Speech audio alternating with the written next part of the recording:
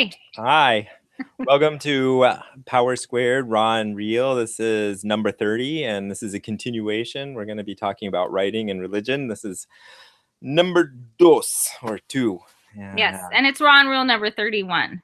You said number did I 30. say 30? I meant You did. 31. Sorry, whatever. Shame on you. Oh well.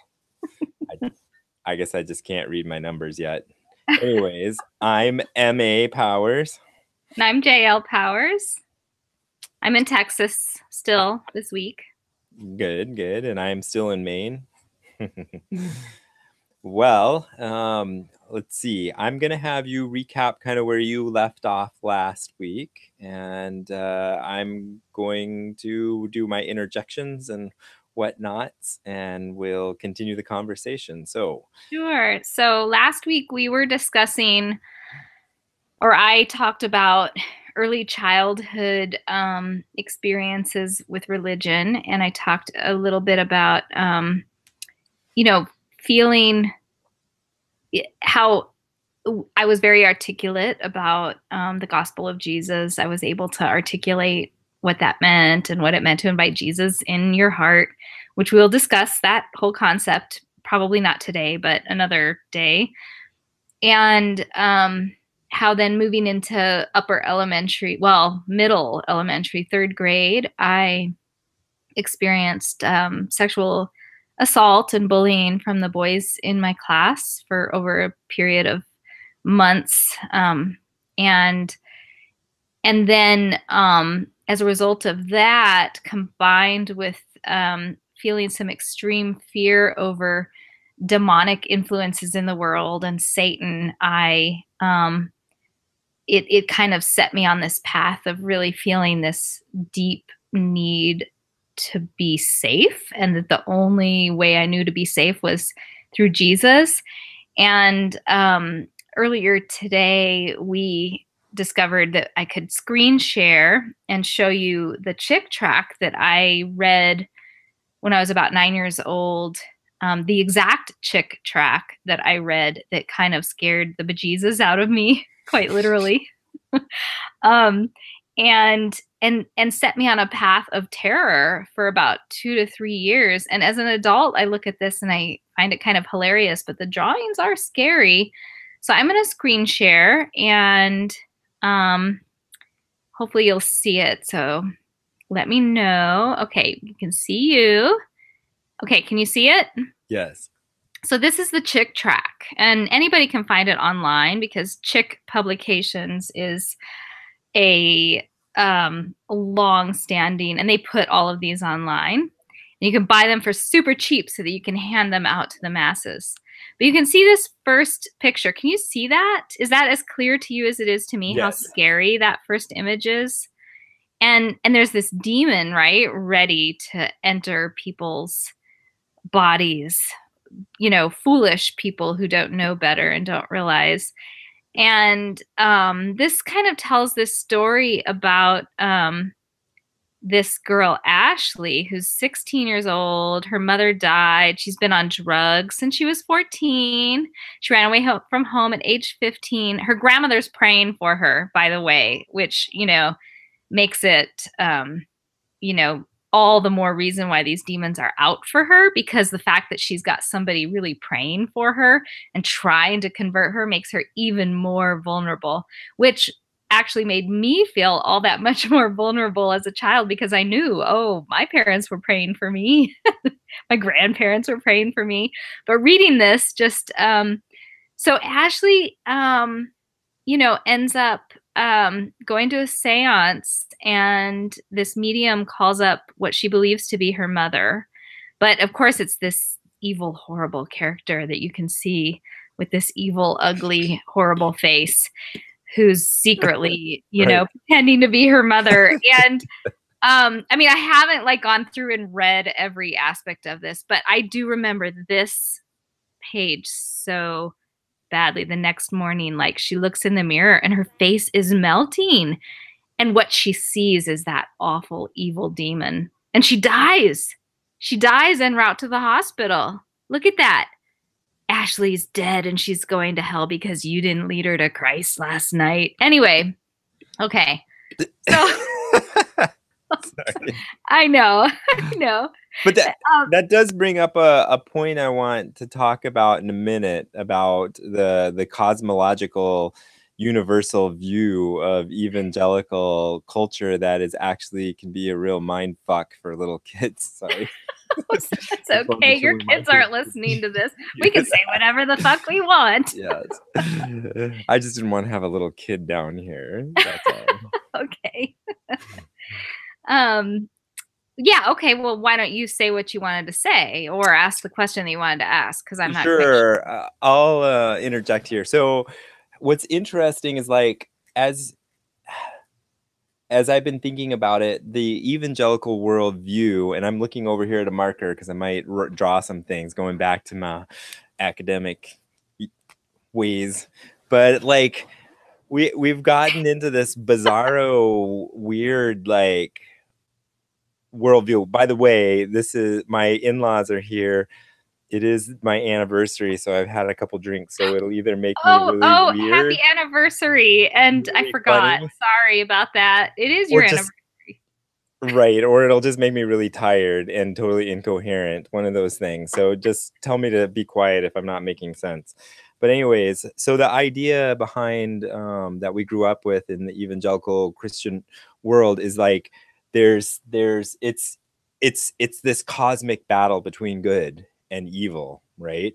There and nothing is neutral. So you have basically this balance beam here, and That's really tiny. Can that's you really like make tiny. it bigger? Like super tiny. Yeah. Like So you got you need this a big old balance beam. this is Oh, a there's the balance balance beam, beam. Oh, right? I see You've the little got this is the triangle. pivot point. There's the balance beam, right? On this side, you have good angelic beings. I'm trying to make angels. I'm not very good at it. Singing songs of praise to Jesus. That's music notes, which aren't very good, but there you have it. Music notes singing praises of Jesus. On the other hand, on this side, you have your basic demon with his Can I pitchfork. just interject here that you have drawn the triangle not in the middle? It is No, definitely allowing the bigger side to be evil. Was right, that right. deliberate? Okay. Well, Just asking. anyways, that wasn't deliberate. But anyway, so here we've got evil on one side, we've got good on the other side. They're always warring. And the thing is that humans, and this is all in the spiritual realm, okay? This is what gets really to be really bizarre in the head because basically in most evangelical cosmology, our physical self, our physical being, who we are right here is very, very secondary. In fact, so it's the spiritual world that really matters, right? And there's this cosmic battle in the spiritual world that's going on. And in fact, this side is what controls all the physical stuff that we can see, right? So your body, your urges, what's going on is the world, right? So evil is in control of everything that you can see, and everything that is good is spiritual, right? So is Right. in the spiritual realm. All right. And so us humans here are somewhere here in the middle. We're small little beings. There's this war for us. Anything that we do, we either go is good and it helps weight this side and we're winning, or it's bad and it helps weight the evil side and they're winning, right? Even if you're saved, all right? Right. This is the idea is that there's a spiritual war, and even if you're saved and you're going to heaven, anything that you do is either tipping the scale for good or for bad, right? Which And is why nothing is like neutral. which All is right? why Nothing you is have to like right. pay attention to God's will for every minute detail. Exactly, exactly. And you have to be, if you're in God's will doing what he wants, you're tipping the scale for good.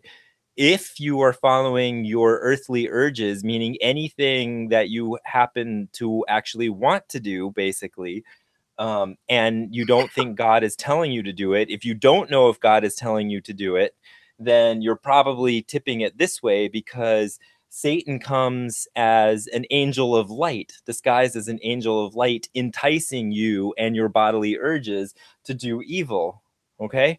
And this is ingrained into you as a small child, or ingrained in Yeah. me as a small child, right? So Yeah. there's this cosmic battle.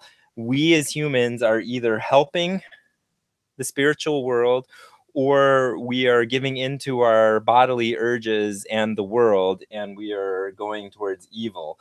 And so this whole this whole idea, I think, will really do a number on you, because you have to always be asking yourself, am I in God's will, doing what God wants me to do, even if you are technically saved? Because if you aren't doing what you want, what God is doing, then you're going more towards evil, and you aren't witnessing to all those people who are going to go to hell, and you're not tipping the balance to good, and so they're not getting saved, they are going to hell for eternity. And so the stakes Right. for It's not every just little thing, your soul that is at stake for what you do. It's every soul that's it's at every stake soul. for That's what you right. do. So the idea of this chick track that we just went over is, not only is it like telling you you have to be good, you have to follow God, or you're going to get, demonically possessed and go to hell and die, but it's also guilt tripping the person who is saved, who is praying for you but wasn't witnessing to you, and going out and converting you to be a Christian, right? And so that's kind of, but so even if you're not that extreme, that's an extreme example of this. You grow up though in this world, cultural world, where every little thing that you do has spiritual significance. That makes you Yeah. feel significant and good in one sense, but it also makes you very anxious and Mm-hmm. worried, especially as a child, because you can no longer just like go to the bathroom, right? You have to be like, am I going to the bathroom God wants me to go to? Maybe God wants me to go to the bathroom on the other side of the church or the other side of the school. Then I might fortuitously bump into somebody, strike up a conversation, and they'll be saved. But if I just go to the nearest bathroom that I want to go to because I really got to go, and that's not in God's will, then I won't bump into that person, and then they'll get hit by a car and go to hell. So Right. you can see how You the know, stakes. absolutely. And I Right. know we both know people that like had this kind of conception, and maybe you did. So I want to hear I about that. But I wasn't quite that Mhm. I wasn't quite that bad. But I definitely spent, all most of my waking moments. I didn't think that God cared what sock I wore or what bathroom I went to, but I felt like everything else was definitely I had to seek God's will.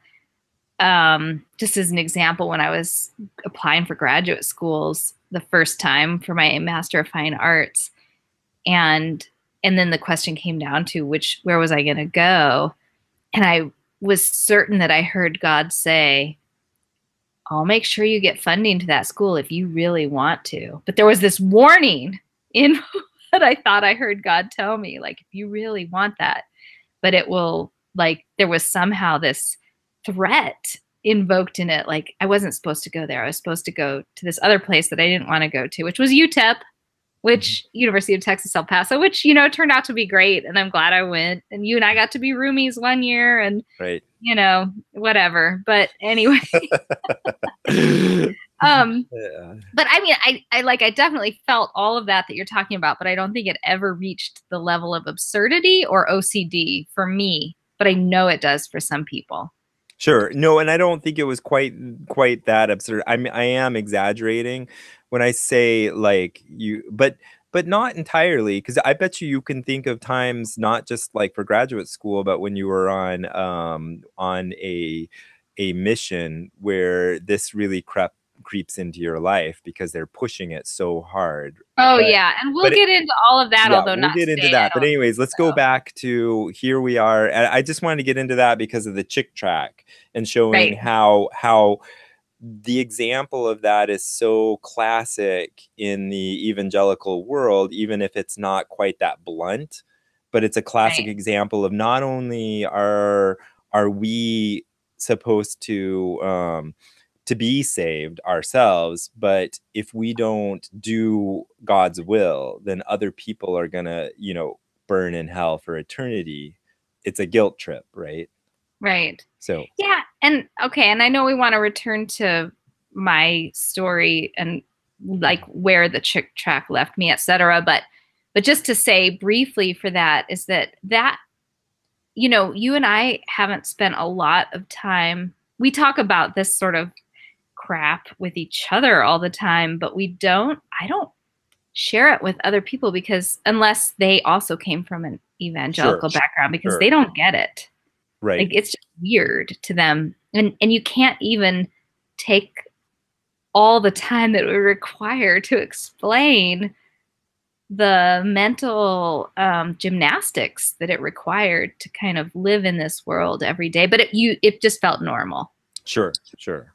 Sure, and I think because this is the idea is this cosmic battle that people will and yes, no, I haven't, it's hard. They can see the outcome, but it's hard to tell them all the little building blocks that underpin the theology behind this cosmic idea. And that the theology behind this, I mean, we can say it, I can say it, and some theologians would be aghast and others would be like, yeah, but the underpinnings of this whole cosmic battle are very sketchy. yeah. Oh, and absolutely.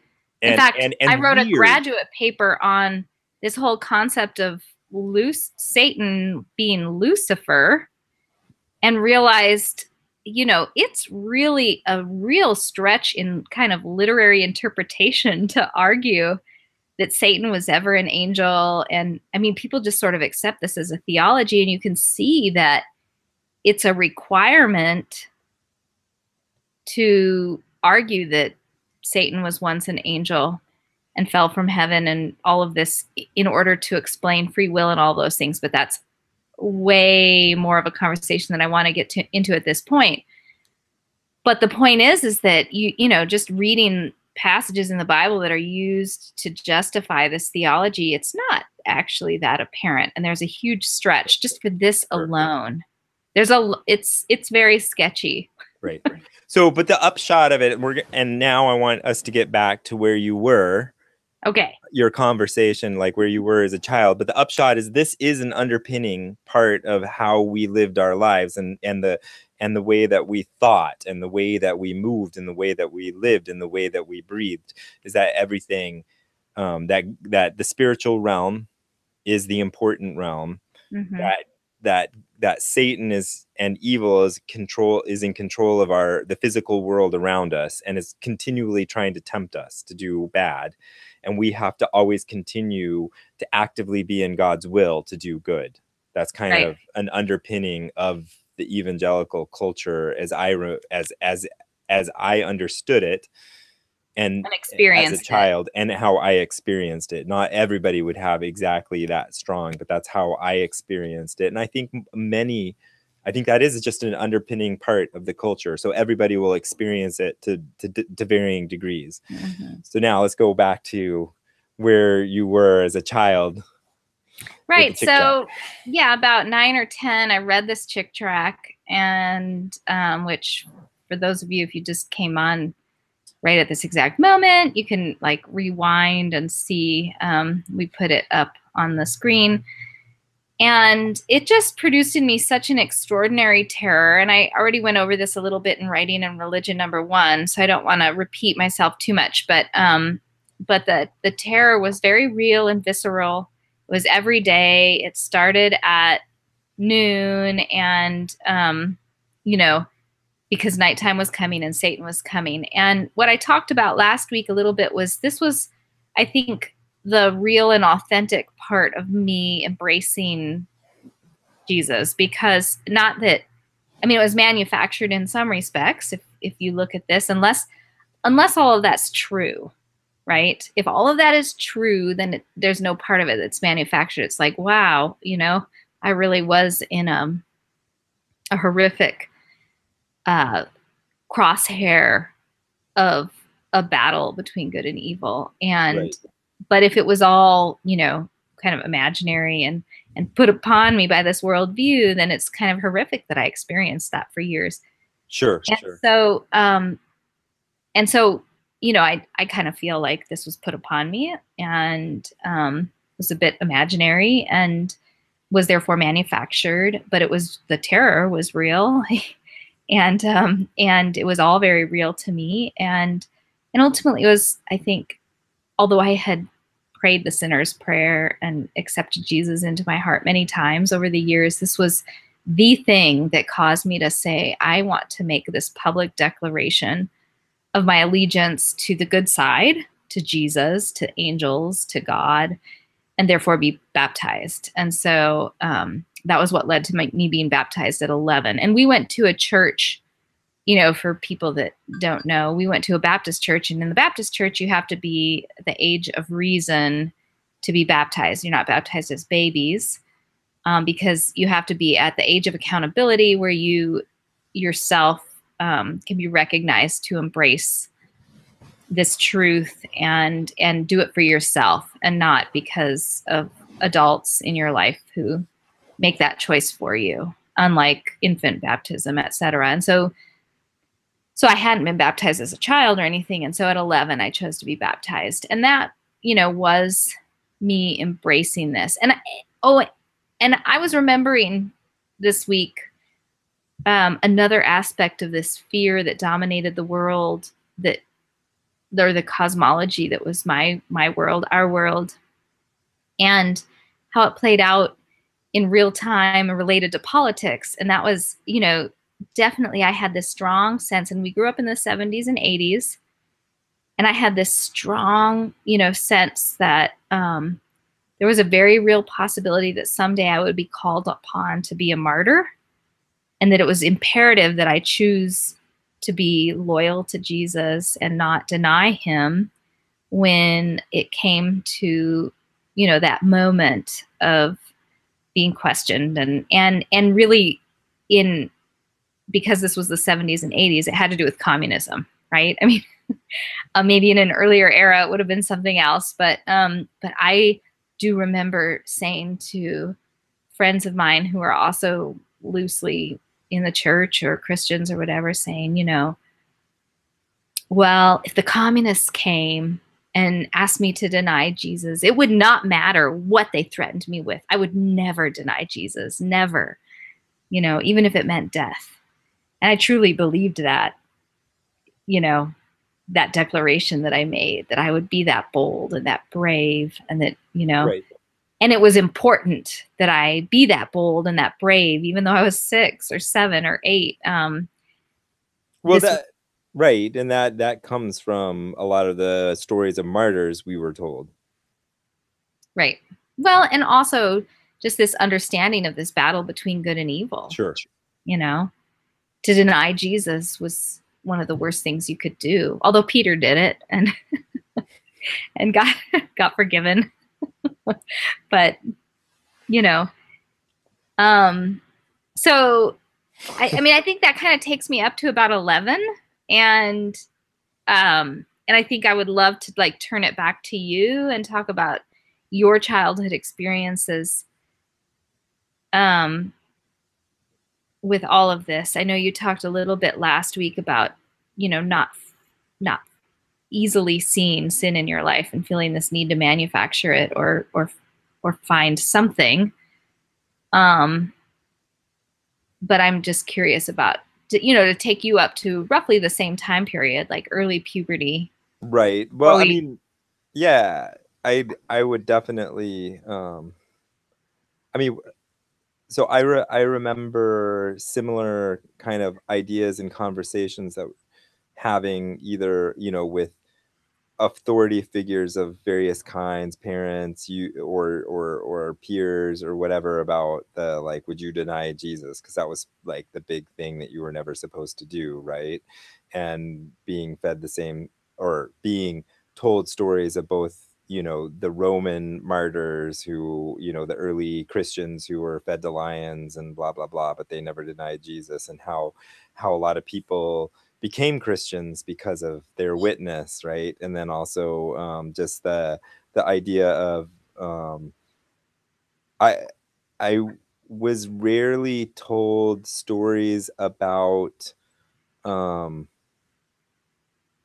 stories about just total schmo secular, like, Germans helping Jews during World War II, during the Nazi, Holocaust of the Jewish nation. It was always from the standpoint of people like Corrie ten Boom or others who were doing that because of their faith, which I think is just as valid and just as good. But it impressed on me that, like, you did good things, you were a good person and you did these extreme things of saving other people because you were a Christian. And if Mm-hmm. you weren't a Christian, then you would just automatically cave and become a Nazi, right? In Nazi Germany. That was kind of the stories You would be weak. I internalized, whether or not that was really what was going, being told to me or going on around me. But that was what I internalized, was like, okay, you had these martyrs who were given the opportunity to deny their faith or be killed, and they chose to be killed. Or, there were these people that were in World War II who chose to help the Jewish people, even though they knew that they would be killed, they could be killed for it, and they felt like God was calling them to do that, not just like, this is a good thing to do, like, this is terrible, right? And so as a kid, I remember those same thought processes as you were describing, about, and telling people, no, of course I would, or praying. Actually, I prayed a lot that God would give me strength if this happened, Mm-hmm. that I would not deny him, but that I would, stick up for the faith. And, having trepidation that I might not, because I had never been in a situation like that before. So how do I know what I was gonna do? I was hoping strongly that I would do the right thing. But which is kind of a real heavy thing to be thinking about as an 8, 9, 10-year old. But Mm-hmm. I don't know. It was a different era too. I mean, just the rated G movies were quite a bit scarier than the ones are now.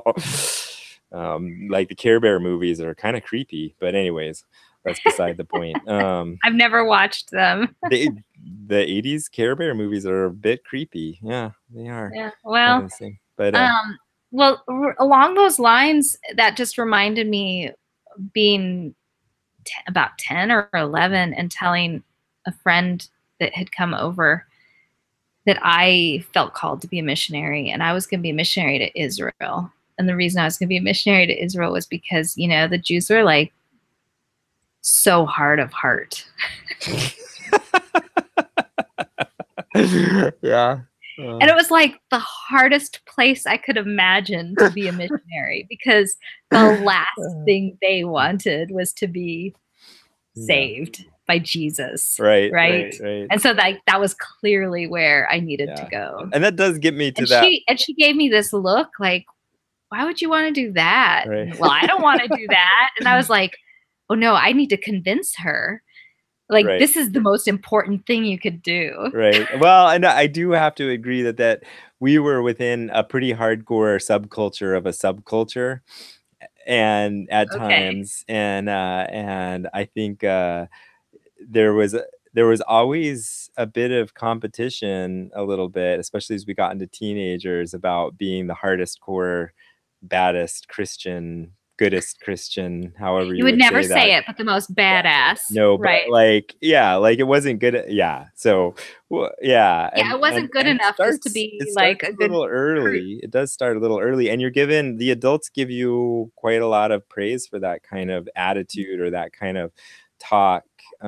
Because what are they going to do? Be like, no, like that's kind of a weird thing to say. No, because it's part of their own like philosophy, and they want to encourage you to go out and save souls, I guess. Right. So, Yeah. Yeah.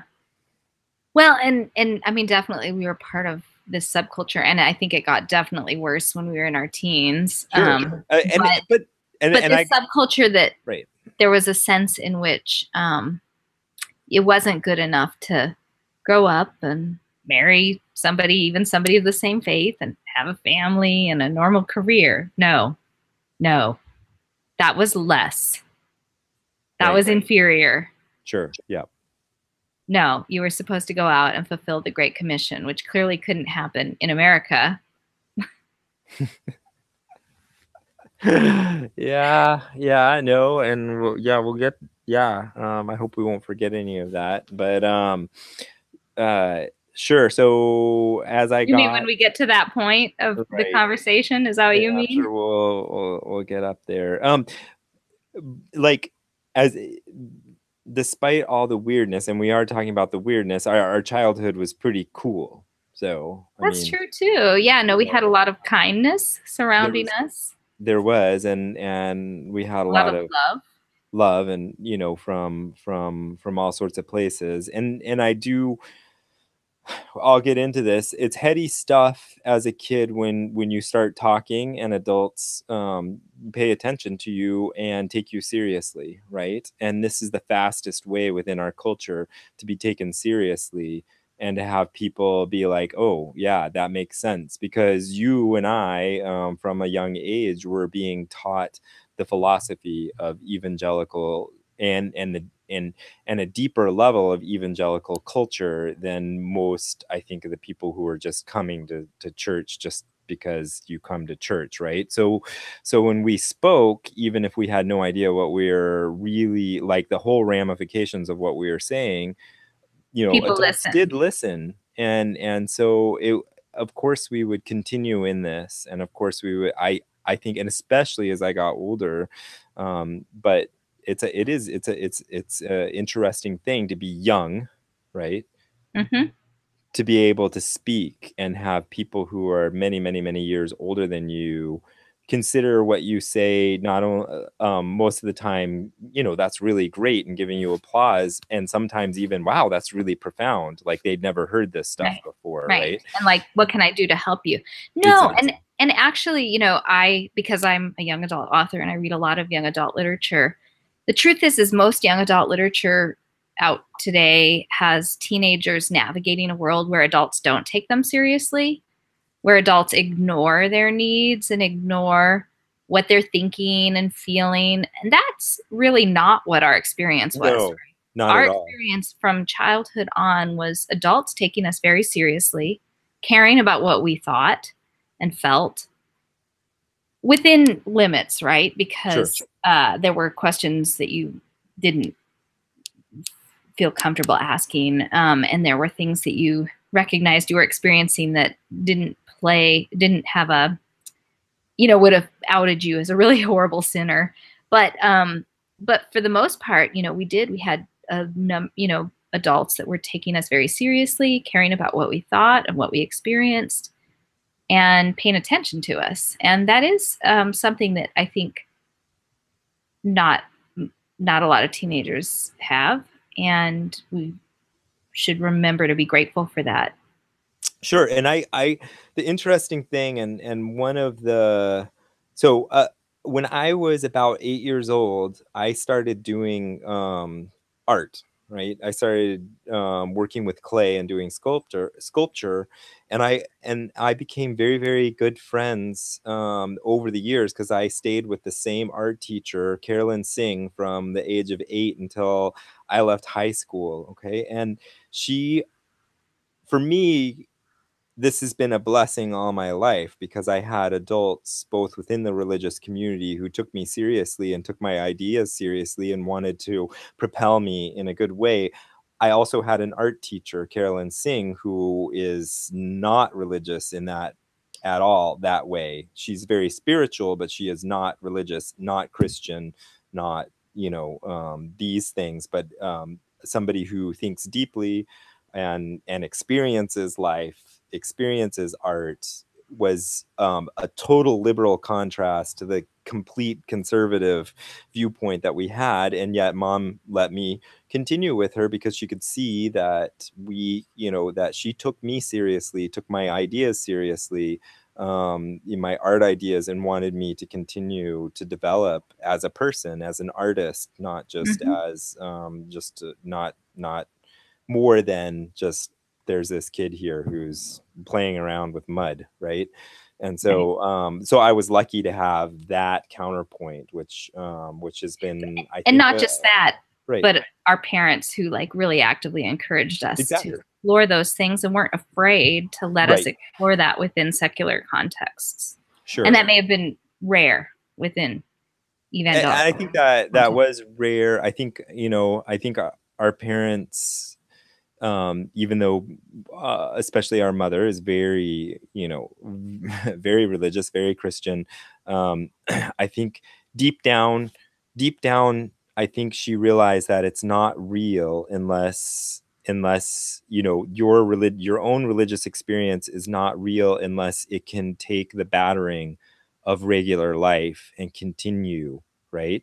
And so I think, as much as she wanted to protect us from these things, she also understood that, like, if it doesn't hold up to the battering, then it wasn't real before that, right? Mhm. And so, I think that that's something that we probably was a undercurrent that we got that other people in our culture probably didn't, I know, did not experience in quite the same way. So she'd prefer that we were still within some sort of, you know, probably more orthodoxy, but at the same time, if your spiritual life can't hack the regular life, is it really real? Right. Yeah. Okay, but back to your childhood because we got distracted there. Right. So that brings me up to about 11, when the hormones really started going. Then it was easy to know there was there was sin in my life. At least sin defined in the evangelical culture, because you can't look on a woman without lust, right? Without it being sin. And so yeah, that got real quick. And so I didn't have to look around for that hard for sin, but at Quote the same time, unquote. we were we were pretty chaste people, so so on the other hand, it was all like in your head. So there yeah so yeah, around 11, 12 years old, I hadn't gotten really, I was pretty religious, but I wasn't hardcore yet myself. That really happened starting What around 12. what brought you to that at around that age? Like was there a moment? No, I mean, it was just that I started hanging out with really hardcore Christian kids, like, who were, in the King's Kids world. And okay, what is King's Kids? I know, but Yep. So listeners might around 12 years old, I was invited to, it wasn't like there's normal youth groups in most churches, and those are more, religious, whatever. But this was a para church organization that was involved with another bigger umbrella organization called Youth with a Mission, but this was, instead of youth, this was kids with a mission, basically. And it was called King's Kids. And this was not something, this was extracurricular, beyond going to church. Like, all of us came from different even. churches. Sorry. Hi. Keep talking. But I this group was more like volunteer in a way, but they didn't just let anybody in. You kind of had to show some sort of um, desire and aptitude, and want to have a stronger spiritual life, including, tell people about God, and be more godly, and get into the Bible more, and pray more, and go tell other people about Jesus. So that was kind of what King's Kids was about. And that one was even more so, in the sense that people really took you seriously, because their mission basically was a verse from Psalms, which was, "Out of the mouths of babes and infants, God has ordained praise to silence the enemy," meaning that out of children, we can, in this cosmic battle between good and evil, that God has actually picked out children to be able to defeat As special Satan weapons. as a special weapons to defeat Satan in a way. And so I got, the kids there were much more, they were, they were, they were not typical kids. They were more motivated. I would say that most of them were quite, were above average in many ways, including their devotion to God. I mean, you had to be above average to be your devotion to God, but they were above average in our culture for all those things.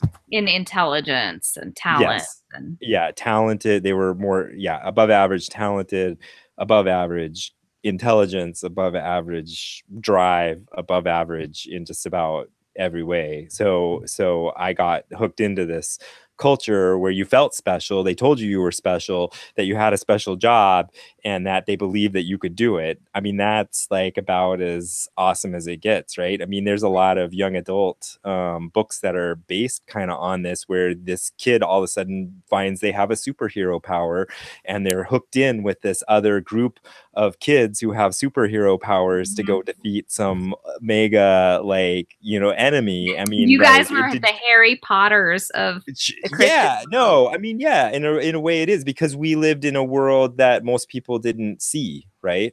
Right. We lived in a spiritual world where spiritual, real magic happened, in a sense that, like, we believed in miracles. We believed in that God would give you special strength to do Cast the out things he demons called you to do, or whatever. Yeah. right.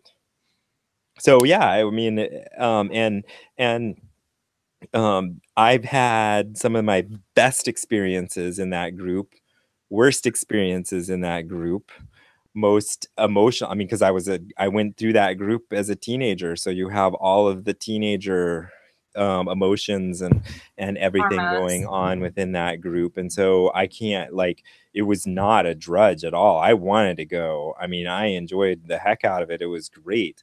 I loved the other kids who were there. I loved doing the things that we were doing. I loved that the parents loved me. I loved that the parents thought I was awesome. I loved that I got to, like, sing and play and dance and tell people that I was Go going around to the world. Mexico to do stuff, and go all around the world on Nicaragua. missions.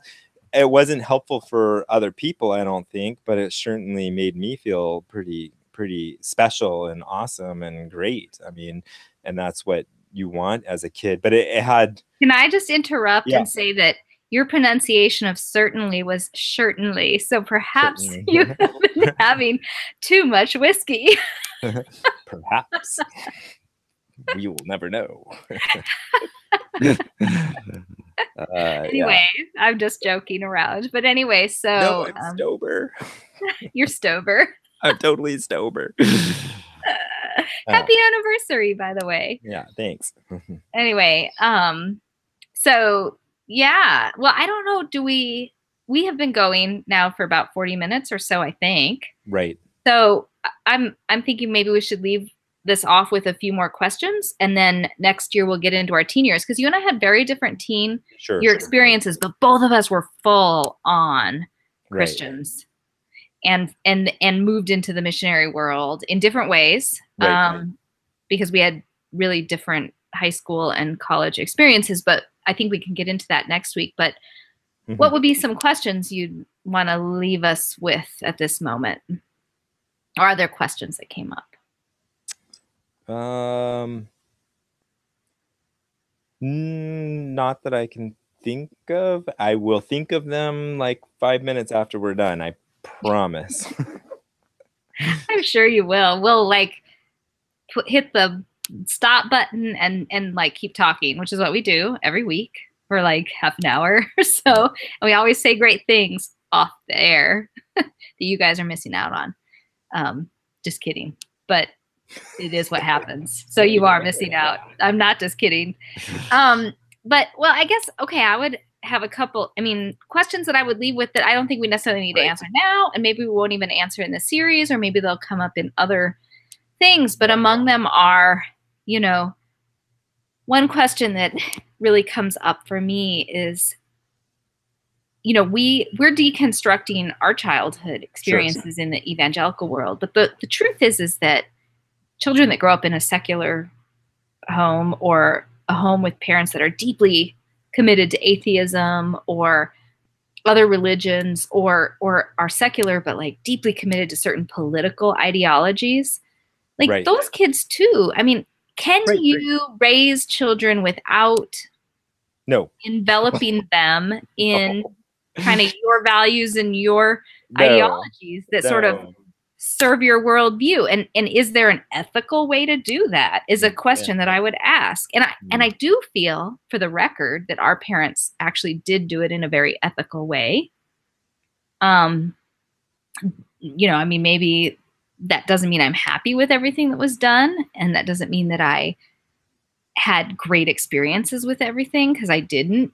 But I feel like for the most part they were ethical, and they really wanted to trust us as human beings and our intelligence, and allow us to explore things. And so I don't think that they were Right. unethical. But is it how do you do that in an ethical way Sure.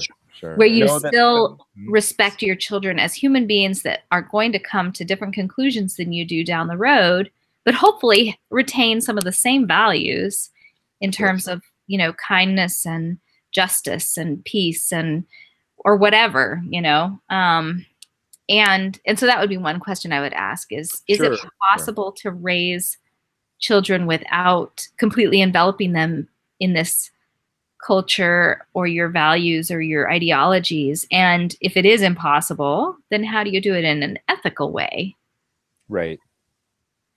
I think that's interesting, and I also like the other thing I would like to bring it tie it back to kind of what we do and who we're about is how has this culture that we're within and how is our thinking about how we were in it affecting our writing like right now, Right.